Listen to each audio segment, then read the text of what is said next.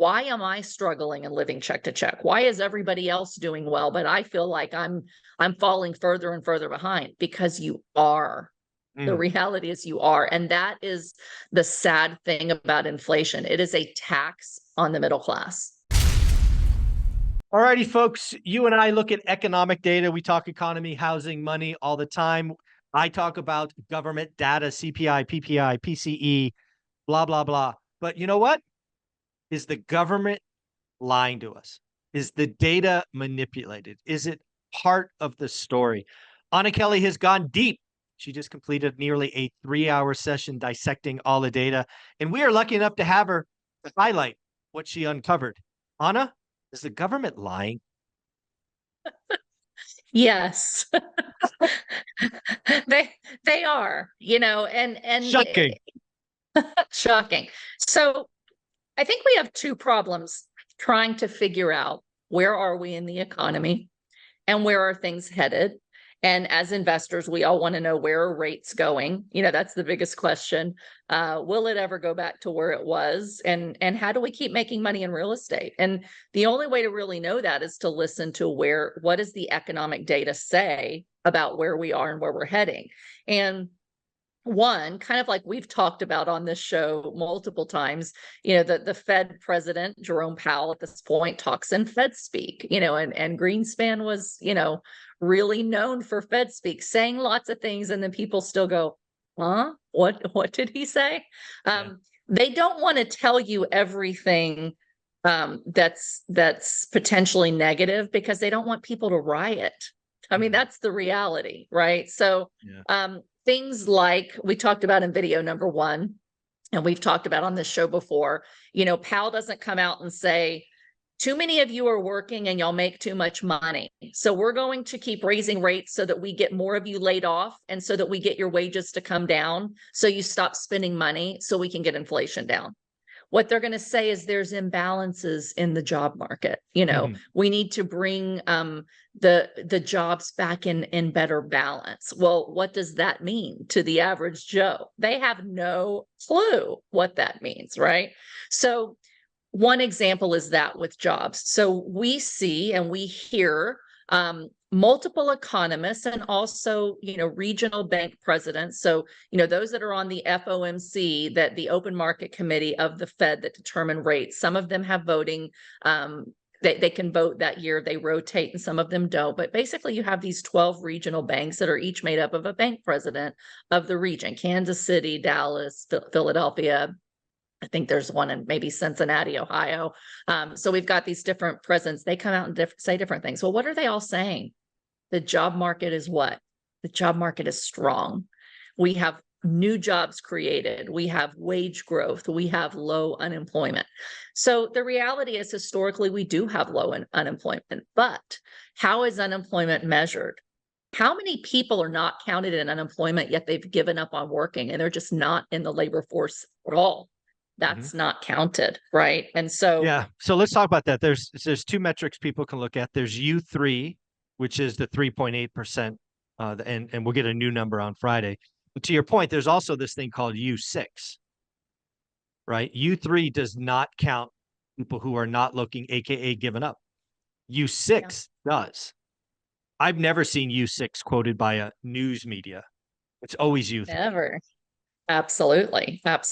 And they don't want you to understand, where things are really, because if you're worried about losing your job, yes, you'll stop spending, but people, if they see government spending and all these projects, and then their taxes are going to go up, and then they also are worried about losing their job, it can create some real backlash, from the American public when they're, in riots. I mean, quite frankly, that's what happens. But, when you look at employment, one of the examples in March, they came out and said, okay, we've created 303,000 jobs. The employment market is booming. All the headlines are booming economy. Yeah.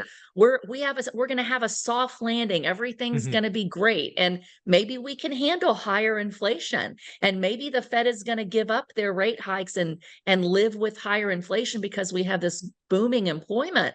But the reality is 2 things. One, the government does not come out and tell you how many jobs created were full-time versus part-time, how many jobs were government created rather than private sector created. Government jobs it means you're sucking money out of the economy because you're putting people in jobs for things like social services, right? Instead of the private sector booming, and therefore they're creating a bunch of private sector jobs. So that's two things. The other thing that they don't really tell you is how many net full-time jobs were created, not just how many, right? So I'll give you some just three real quick examples. So when you look at that 303,000 jobs, when you look at that number alone, you think, great, that's net job creation. But the vast majority of those jobs were actually part-time jobs. So what happens is before every recession, and every time except for once, a recession follows when this happens. People can no longer make ends meet. They're living check to check. They take on a second or third job. So some of these people are double and triple counted, working multiple jobs to make ends meet. So there is an actual chart that you can find on the Bureau of Labor Statistics, and they show you how many new part-time jobs versus full-time jobs. So the government knows the data, but they're not telling you the data. So that's why I'm saying they're lying to you. It's like the sin of omission, right? It's not that they're flat out telling you. They're just omitting the important part that so let's push on coming that. Down. Yeah, let's push on that a little bit. So first off, that 303 number was dirty. You're absolutely right. When that came out, you didn't have to have an econ or an MBA to scratch that and realize it was a horrible number. Yeah. I think what the government, and frankly, the media knows is the average American won't scratch it. Right. Absolutely. So it's not a lie. It's we're brainwashed to not question. I think that's what it is we're brainwashed not to question. So more on that 303, you're absolutely right. If you scratched it, like if you sneezed on it, you saw that we actually lost full-time jobs. Lost. Absolutely. Negative. And so 2023, just to give you an actual number, the government said that we created over 600,000 jobs for the last 2 quarters of 2023. In reality, we lost 1.326 million full-time jobs net. Yeah. So, but we got lots of part-time jobs. Okay. So that's a huge difference. If you think my job is safe, so I'm spending money and I'm investing, in T-bonds or whatever, and I've got savings, right? And you suddenly are blindsided, you're hurting because you don't know the data, right? So it definitely hurts people and keeps you in the dark. The other thing about that number, not only is it pointing to a recession, which they don't want you to know a recession could come, because they want you to think the economy's healthy so that you vote, right? Or whoever you think is going to keep the economy higher. That's part of it. No, it's not about voting. It's not about voting. Come on, it's about spending. It's about spending. They want to keep consumers spending. Well, they need to create some GDP, right? They want to create enough growth that you have a little more growth than you do inflation. Right. So let's talk about the voting. Let's talk about the voting, because I disagree entirely. No, you don't. Yeah, I do, actually. So, well, I like when we disagree. I'm just surprised. Me too. So let's talk about the voting. So my history, and I studied the consumer for 30 years. Yeah. In my history, a happy consumer, a content consumer, doesn't vote. Consumers only vote when they're angry. They're scared. You want to get a big turnout? Have the economy go in the shit before the election. Well, that'll get you. Well, okay. That's what I mean. So let's say they allow a recession to happen. They tell you that you're losing your job, that a recession's around the corner, that the employment market is terrible. Now you're really worried. You're really concerned. That's going to make you vote. You vote out the incumbent. Of course, you will vote out there. So again, it's not about getting, like, if we have if the average public thinks we're in an okay economy, they're going to not vote, so it's not about getting votes. That's an interesting. It's actually about. We believe the same outcome, but yes, I didn't think about, to your point, how many people that think it's good just won't go vote? Exactly. don't They're not know. going to vote. No, it's I don't know. history says, you can go back and look it up. When the economy is good, turnout is low. When there is a Right. I recession see or what the you're saying. economy is bad, So you would say it's not that they're trying to buy votes, but they're trying to keep people from coming to vote them out. exactly. That is So we're exactly on what the they're, same page. but We're it's on not the about same getting the page. vote. It's So actually the reverse of that. I see what you mean. Yes, but the same outcome. What there No, I were agree. they Yes. the incumbent party. This is part of why the economy always looks good in the fourth year of a Of course. presidency before the election, and then it tends to go in the crapper the next year. Like Exactly. we have these cycles, right? Yeah, exactly. But to that point, they don't want you to know that the job market is weakening or that they're Of trying to course. take your A job. And scared if consumer you is dangerous.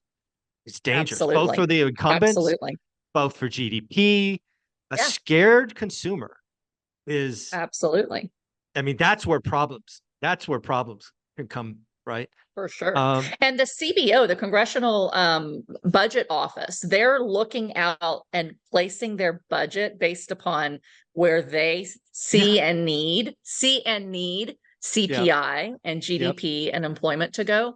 And they're projecting unemployment up to about 5.4% over the next couple of Really? years, somewhere between 3.1 and 5.4%. Well, So that's they say, sure, it could geez, be low, but we think that 3-1 to 5-4. with Wow, with a crazy. 65% chance probability, it could go up to 5.4%. So Mm, they expect a little bit higher unemployment. Here's the other thing. If you look out past all the way out to 2034, a 10-year projection, Michael, wow. they're expecting the average unemployment rate to be 4.1. So for it to spike this year Okay. and then go back down, but to stay at 4.1 to 4.2 for a decade, which means higher unemployment than we're at today. Well, why would that happen? So again, there's things that they say about that. They Mm, want and need more immigration. And because we'll have more people working, we will have a higher unemployment rate.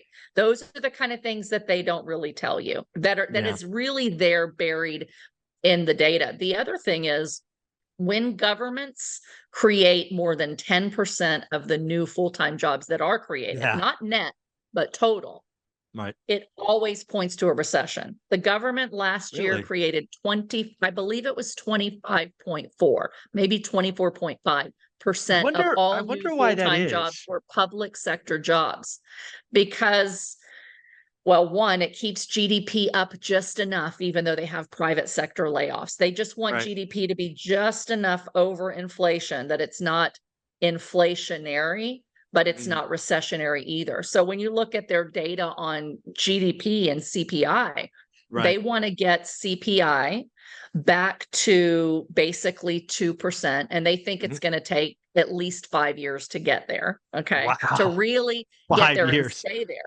But they're looking at a real GDP, inflation adjusted, over the next decade of an average of 1.8 to 1.9%. That's lower than what we've had. It's post 2009 growth. So Mm, they expect inflation to come back down. They need it down to pay off the interest on their debt. sure. And they expect growth to slow substantially while you have higher unemployment. Mm, That tells you, Michael, what you and I have been saying for over a year and a half at this point: stagflation, yeah. a very flat Ugly. economy, Ugly. lower growth, higher inflation slightly, and Mhm. higher unemployment. But And they're higher not going taxes. to Higher tell you that. taxes. Yeah. And higher taxes, Ugh. absolutely. Yuck. So Yuck. is the government lying to you? Yes, they are. So you've got to dig down beneath the hood and look into the data. And that's why, my little mini course that I did this last week was a Yeah. 2 hour and 45-minute course, because Wow. you have to understand, where are we in an economic cycle and how do governments behave when you're in that point of the economic cycle? It's not just about interest rates. They're trying to get you to this economy that just slowly grows, despite the fact that demographically, secularly, over the last 40 years, we've been on a declining disinflationary path where Sure. you need more and more and more government spending to create just a little more growth So people Mhm. feel like they're healthy. They feel Right. like they have a job. They see wages growing, and they don't realize that on an inflation adjusted basis, they're treading water. They're living check to check, and they Yeah. wonder why can't they get ahead. So it's just more reason for us to be firm believers that if you really want to create wealth in an economy that is designed to barely get your wages up enough that you think you're growing, but allow enough inflation to get rid of government debt with cheaper money in the future, you can't rely on your salary, Michael. You have Yeah. to go out and invest and create wealth on top of that.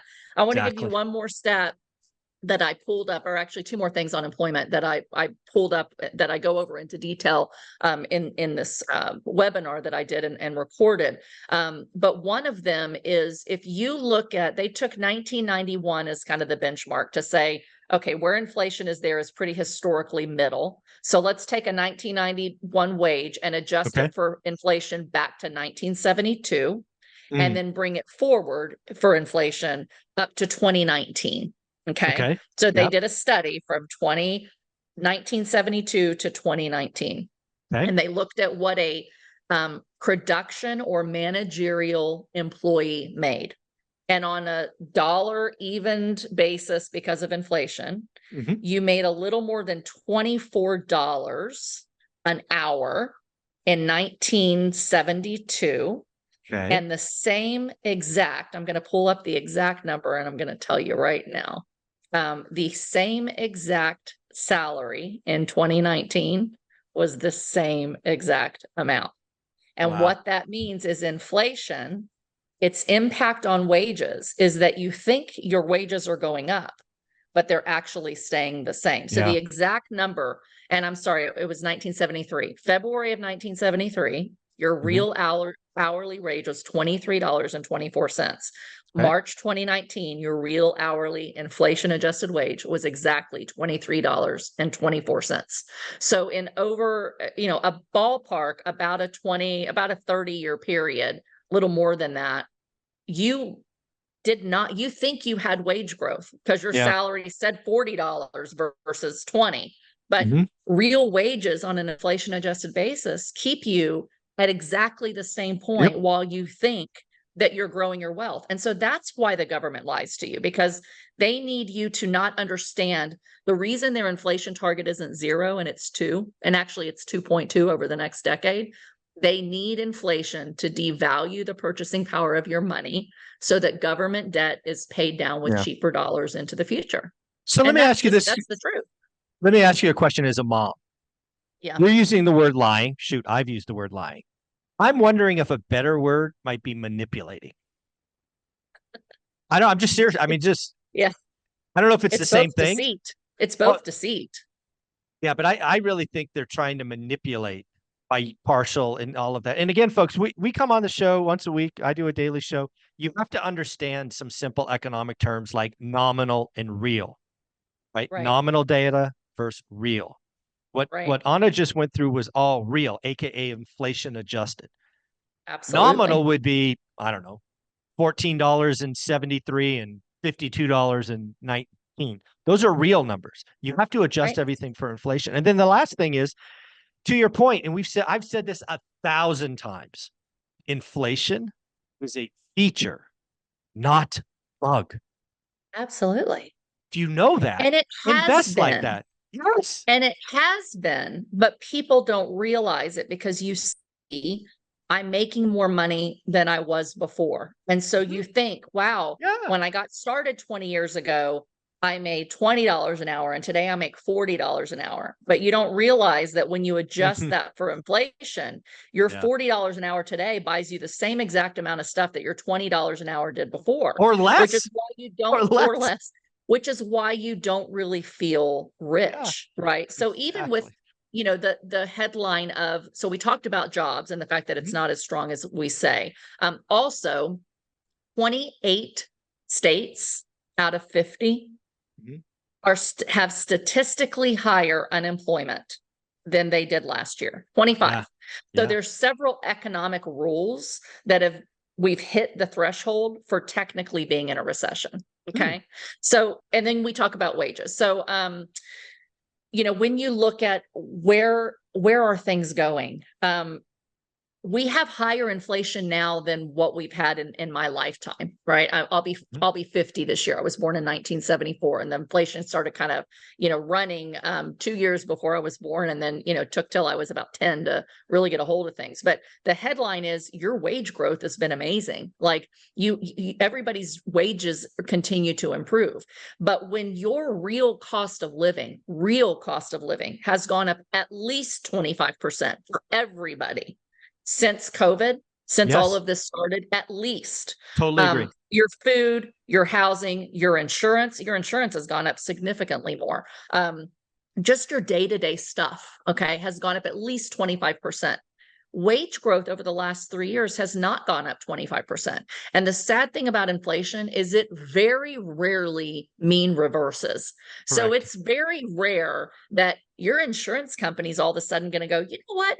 We charged you way too much. Now we're going to lower the amount that we're charging you for your premiums, right? Rent's reverting somewhat, but they can only go so far back because of higher insurance costs and things like that. So higher taxes and things like that. So you see that you have wage inflation, and you're told, this is where the disconnect is and how people feel versus what they see in the news, based, from all of the government speakers and talking heads and economists. You feel, and I hear it all the time from coaching students and from comments on our channel and on social media, why am I struggling and living check to check? Why is everybody else doing well, but I feel like I'm falling further and further behind? Because you are. The reality is you are. And that is the sad thing about inflation. It is a tax on the middle class. And so middle class, the wealth gaps have just grown and grown and grown over time because of inflation and being something the government's tried to make happen. And then it creates asset bubbles, and the people that know how to deal with it invest in hard assets that go up with inflation. This is why, I bought a single family house last week. Because I know the value is going to go up with inflation. And I think we're going to have a more inflationary decade than what we did in the last decade. And if you dig beneath the hood and you look at all the congressional budget reports and the bank regional reports, that they're expecting higher inflation and higher unemployment and lower GDP too. So the data shows exactly what we're saying. These are not just theories that we're coming up with. Hey, we think it's going to be stagflation. Now the markets and the news and people are starting to really go, Now that Jamie Dimon said it, like, Anna really might be right. This really could be, stagflation. So, the data shows that we are in for a lower growth decade. Agreed. And we are in for a higher inflationary decade, and Agreed. Your wages are not going to keep up. And so you have to figure out, when we have a recession, and let me just tell you this last thing, the leading economic indicators have been recessionary for months. We had 2 quarters of negative GDP, and the NBER didn't declare a recession. Now we don't have 2 quarters of negative GDP, but wages are down. Wages are recessionary. Our gross domestic income is recessionary. Our net national savings is recessionary. Our leading economic indicators are recessionary. Manufacturing just came out and said that, they're laying off a bunch of people, and their level of production at 49.9 PMI is recessionary every time. So we have been in recessionary conditions, but the government's not going to call a recession. Why? They want you to think everything is good. And the reality is, we know the way you feel that it's not. So you've got to really watch the data. You've got to see where it's going. And then you've got to question it. Yeah, absolutely. If we have a declared recession, even if we don't, right? So many of your competitors have quit buying. They say prices are too high and, interest rates are too high. So you have less competition, which means there's more opportunity. And the more fear that comes as job layoffs continue and unemployment ticks up, and we start to see more of this economic pain actually come out in the forefront, you're going to have a recession, and you're going to have people say, you are crazy for buying real estate right now. This is the worst time possible. Yeah. And when that fear comes, that's your maximum point of opportunity. So Yep. the bad news is the government is not going to save you. The economy isn't going to be great over the next decade.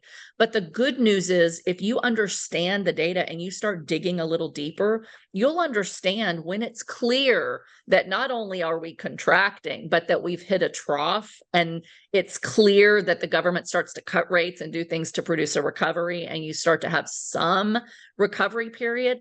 You know, this is the time to go buy real estate that over time with inflation is going to continue to go up in value. And so it's not all about doom and gloom. It's about knowing the reality isn't good so that you can make a decision. Am I going to let my future be more of the same with what the government's providing our economy? Or am I going to do something about it and change it? So, my heart in sharing this and in doing this show with you every week, as I know yours is as well, and in putting on this webinar and making the recordings available for people to understand it, is so that you can understand the reality of where we really are, not the lies that the media and government agencies tell you, and that you can then say, I get it. So what am I going to do about it? Yes. And then talk about, if we have a deep recession, what do you do? If we have more stagflation, what do you do? If we have more inflation, what do you do? If we have a war, what do you do? And there's history shows us what to invest in, when to invest in it, what not to invest in, and then how to shift our strategies, for example, between value add and buy and hold based on what we know has happened and where we most likely are headed. Love it. Love it. Anna, you are amazing. Going through 2 hours and 45 minutes. We'll get the link if anybody wants to check it out. Thank you for being here. You're amazing. I can't wait to see where this all goes. And congrats on your single family home. That's amazing. Thank you. I'm excited. My first single family home, other than a vacation rental, that I bought in 5 years. That's telling you something, folks. Stop for those singles. Look for motivated sellers. They are out there. Take care, Anna. Thanks.